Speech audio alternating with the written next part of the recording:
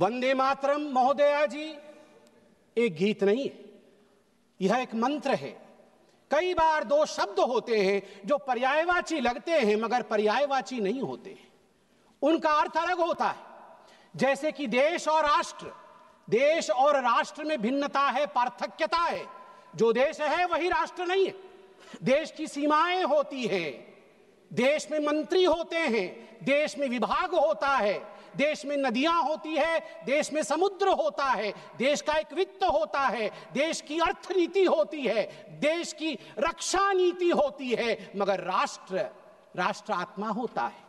राष्ट्र की सीमाएं नहीं होती, राष्ट्र विचार में रहता है, राष्ट्र का स्पंदन होता है। उदाहरण के लिए यदि देश कहा जाए तो गंगा मात्र एक नदी है, एक नदी जिसका एक उद्गम स्थल है और जहां जाके वो समाहित सागर में हो जाती है, गंगा सागर में। उसमें कितना पानी है, उसमें बायोडाइवर्सिटी क्या है, यह सब चर्चा की जा सकती है देश के अंतर्गत। मगर जैसे ही हम कहते हैं भारतवर्ष एक राष्ट्र है, तत्क्षणात उसी समय गंगा नदी नहीं रहती, गंगा मां का रूप धारण कर लेती है, वो गंगा मैया हो जाती है। यदि देश कहा जाए तो हिमालय केवल एक पर्वत श्रृंखला होती है, मगर अगर राष्ट्र कहा जाए तो भारतवर्ष में हिमालय वह आलय है जहां से दुर्गा आविर्भाव लेती है, जहां कैलाश में शिव शंकर शंभो विराजमान है। यह एक विचार है। ठीक उसी प्रकार जिस प्रकार देश और राष्ट्र में पार्थक्यता है, गीत और मंत्र में पार्थक्यता है।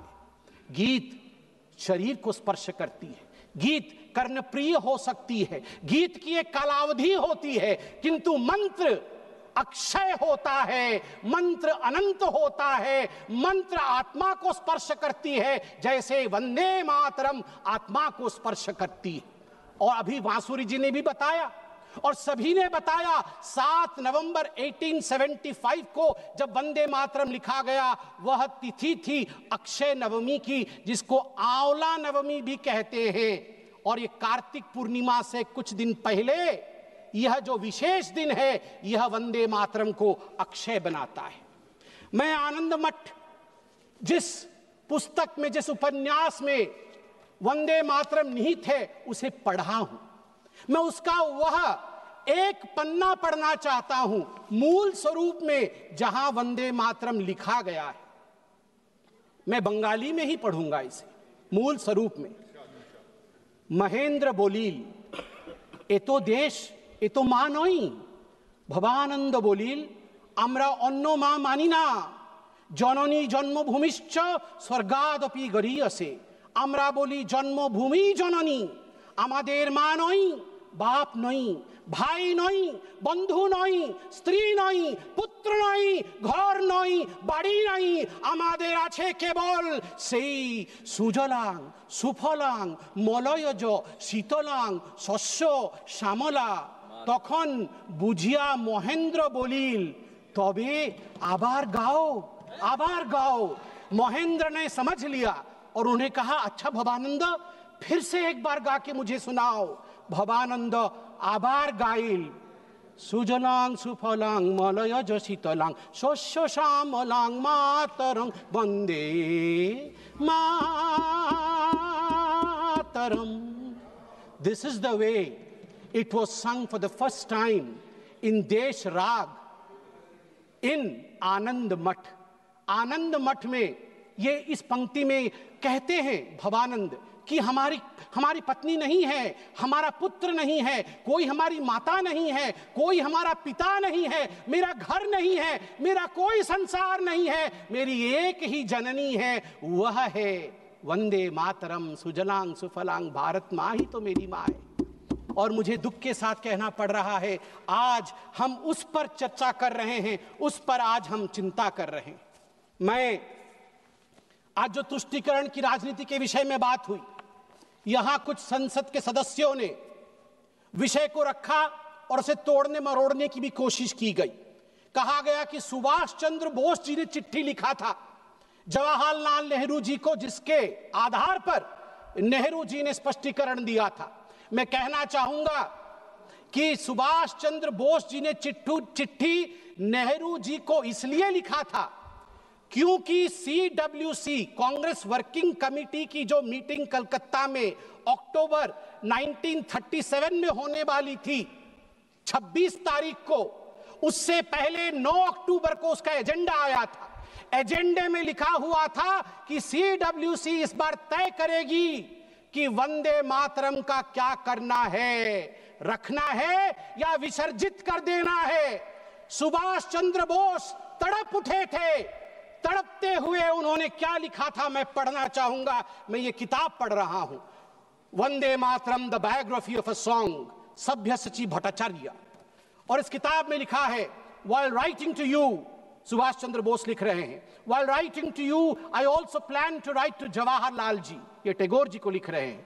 Discussions are ongoing in the Congress circles on the subject of Vande Mataram.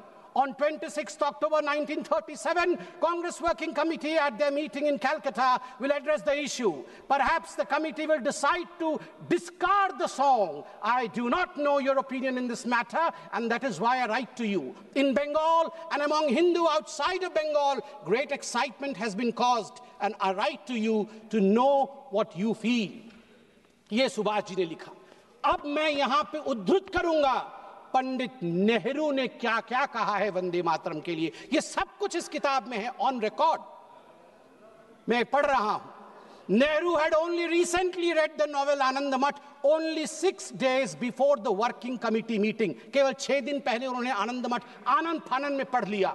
उसके बाद नेहरू ने चिट्ठी लिखा। Nehru writes on 20th October 1937, quote, I have managed to get an English translation of Anand Math, and I am reading it at present to get the background of the song. It does seem that this background is likely to irritate the Muslims. I do not understand it without the help of a dictionary. आप चिंता करिए, नेहरू देश के प्रथम प्रधानमंत्री आनंद मठ जैसे महान किताब को, बंकिम ऋषि बंकिम के उस महान ग्रंथ को आनंद फानन में 6 दिन पहले पढ़ रहे थे CWC, ताकि वंदे मातरम को विसर्जित करना है या रखना है इसका निर्णय वो ले सके। आप सोच के देखिए ये किस प्रकार की धृष्टता थी भारतवर्ष के साथ। और नेहरू जी कहते हैं मैं तो डिक्शनरी के बगैर वंदे मातरम समझ भी नहीं सकता हूं। LOP का भी वही हाल है, LOP का भी वही हाल है, तभी आज वो नदारत है। बिना डिक्शनरी के ये वंदे मातरम क्या है समझ भी नहीं सकते हैं। धन्यवाद है माननीय प्रधानमंत्री जी का आज मौका दिया है। कुछ लोग घर में डिक्शनरी पढ़ के आके भाषण तो किया है उन्होंने, वरना अभी तक वंदे मातरम का अर्थ भी नहीं समझ में आता। आगे नेहरू जी क्या कहते हैं मैं आपको पढ़ के सुनाऊंगा। नेहरू जी के सब कुछ कहने के बाद कांग्रेस वर्किंग कमेटी की मीटिंग होती है। रिजोल्यूशन मेरे हाथ में है इस किताब में। कांग्रेस वर्किंग कमेटी की जो रिजोल्यूशन है वंदे मातरम को लेके, उसमें बहुत कुछ है, मैं कुछ पोर्शन पढ़ रहा हूं। The other stanzas of the song are little known and hardly ever sung.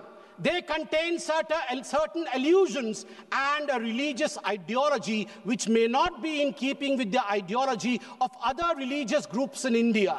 The committee recognizes the validity of the objections raised by the Muslim friends to certain parts of the song. While the committee have taken the note of such objections, insofar as it has intrinsic value, the committee wishes to point out that the modern evolution of the use of song as part of national life is of infinitely greater importance. That, मैं आगे पढ़ता हूँ इसमें से, taking all things into consideration, therefore, the committee recommended that whether the Vande Mataram is sung at national gatherings, only the first 2 stanzas should be sung with perfect freedom to organizers to sing any other song of an unobjectionable character.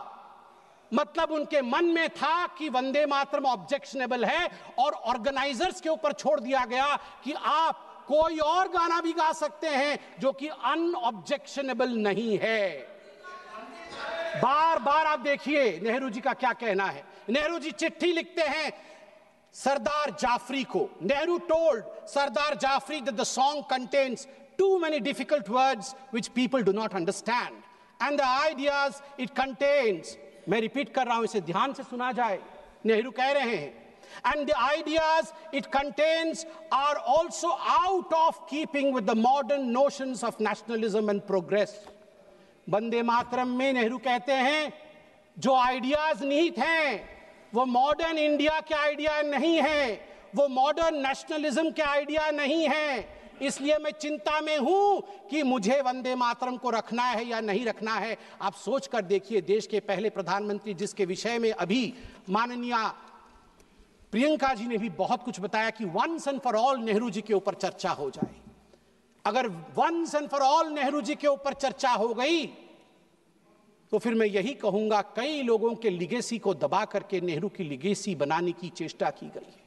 Sardar Patel की legacy को दबाया गया है, यहां तक दबाया गया कि जब सरदार पटेल की अंतिम संस्कार का समय आया तब नेहरू जी ने मना कर दिया था अपने कैबिनेट के कोलीग को कि कोई भी सरदार पटेल के अंत्येष्टि में ना जाए। इससे खराब और क्या हो सकता है, इससे खराब और क्या हो सकता है। केवल सरदार पटेल नहीं, बंगाल सुने आज और ओडिशा भी सुने, क्योंकि सुभाष चंद्र बोस ओडिशा के भी बेटे हैं और बंगाल के भी बेटे हैं। सुभाष चंद्र बोस के लेगेसी को कांग्रेस पार्टी और नेहरू ने दबाया। और आज प्रियंका जी ने कहा कि अहंकार हो गया है इन नेताओं में, अहंकार हो गया है जो इतने बड़े बड़े लोगों के लिए ऐसे शब्दों का प्रयोग करते हैं। मैं कहना चाहूंगा आदरणीय प्रियंका जी से, प्रियंका जी, अहंकार किसके पास था, किस सरकार में था? एनसीईआरटी के 2012 के हिस्ट्री के किताब में देखिए, वो जो कार्टून है, जिस कार्टून में एक केंचुए के ऊपर बाबा साहेब अंबेडकर बैठे हुए हैं, केंचुए में लिखा हुआ है कॉन्स्टिट्यूशन ऑफ इंडिया और पीछे हंटर लेके बाबा साहेब को कोड़े मार रहे हैं पंडित जवाहरलाल नेहरू। ये एनसीईआरटी के किताब में नेहरू को बड़ा और बाबा साहेब अंबेडकर को छोटा दिखाने के लिए कांग्रेस पार्टी ने किया था। और की हिम्मत है कि कहते हैं कि हम अहंकारी है। बाबा साहेब अंबेडकर को जो कोड़े मारने के कार्टून को एनसीईआरटी के किताब में छाप सकता है, मैं उनसे पूछता हूं कि आप अहंकारी हैं या हम अहंकारी हैं। तीसरा विषय यहां पर मैं रखना चाहूंगा कि आज in a cartoon also you cannot insult Baba Saheb Ambedkar. I'm sorry that you feel that we can insult Baba Saheb Ambedkar. In a cartoon also you cannot. आज मैं कोट करना चाहूंगा श्री अरविंदो को, श्री अरविंदो जी को कोट करना चाहूंगा। महर्षि अरविंद कहते हैं, जब उनसे उनके शिष्य ने पूछा कि कांग्रेस पार्टी ने कई पैराग्राफ हटा दिए, केवल 2 स्टैंजा ही रखा है, दुर्गा नाम था उसमें, सरस्वती जी का वर्णन था इसलिए हटा दिया गया, तो अरविंदो जी 1939 में झन्ना जाते हैं और अपने शिष्य को कहते हैं, मैं कोट कर रहा हूं, अंग्रेजी में ही कहा था, अंग्रेजी में बोलता हूं। Sir Aurobindo commented, but it is not a religious song. It is a national song, and the Durga spoken of is India as the mother. Why should not the Muslims accept it? In the Indian concept of nationality, the Hindu view would naturally be there. If it cannot find a place there, the Hindus may as well be asked to give up their culture in future. उन्होंने कहा कि क्यों जो दुर्गा लिखा गया है वंदे मातरम में, उसमें अगर हिंदू व्यू भी है तो इतना कॉम्प्रोमाइज करके घबराने की क्या बात है? स्वाभाविक है, ये भारतवर्ष है, इस भारतवर्ष में हिंदू व्यू आएगा ही, सनातन का व्यू आएगा ही। क्यों नहीं आए, क्यों नहीं आए? अनादि काल से जो गंगा अविरल बह रही है, जो विचारधारा अविरल बह रही है, उस विचारधारा को हम एपोलोजेटिक होके, हम शर्मिंदा होके खंडित क्यों करें? महात्मा गांधी क्या कहते हैं वो भी सुन लेते हैं। महात्मा गांधी कहते हैं, no matter what its source was and how and when it was composed, it has become a most powerful battle cry among the Hindus and Muslims of Bengal during the partition days. It was anti-imperialistic cry. As a lad, when I knew nothing of Ananda Matha or even Bankim, its immortal author, Vande Mataram, had gripped me, and when I first heard it, sung it, it had enthralled me. I associated the purest national spirit with it. It never occurred to me that it was a Hindu song or meant only for the Hindus. Unfortunately, now we have fallen on evil days. Madam, ab 2 minute lunga. Unfortunately, now we have fallen on evil days. त्वं ही दुर्गा दश प्रहरण धारिणी कमला कमल दल विहारिणी वाणी विद्यादायिनी नमामि त्वां नमामि कमलां अमलांग तुलांग सुजलांग सुफलां मातरम वंदे मातरम। बंगाल के मेरे साथी बैठे हैं, अंत में बंगाल के मेरे साथियों से मैं कहना चाहूंगा, अगर मां दुर्गा का नाम लेना सांप्रदायिकता है, बंगाल और उड़ीसा हम सब एक संस्कृति महाप्रभु जगन्नाथ जी को मानने वाले लोग हैं। वीरेंद्र कृष्ण भद्रो 100 वर्ष पहले वीरेंद्र कृष्ण भद्र ने महालय का वो आरती गाया है जो हर बंगाली हर ओडिया महालय के दिन सुबह 5 बजे उठकर सुनता है। उसमें वीरेंद्र कृष्ण भद्र कहते हैं, त्वं स्वाहा त्वं स्वधा त्वं ही वषट्कार स्वरात्मिका स्वधा त्वं शरे नित्ये त्रिधा मात्रामिका स्थिता अर्धमात्रा स्थिता नित्या यानुचर्या विशेषतः त्वमेव संध्या सावित्री त्वं देवी जननी परा। हे मां तू ही जननी है। क्या बंगाल दुर्गा को जननी कहने से डरेगी? क्या बंगाल की टीएमसी, क्या ममता बनर्जी जिन्ना के आगे झुकेगी?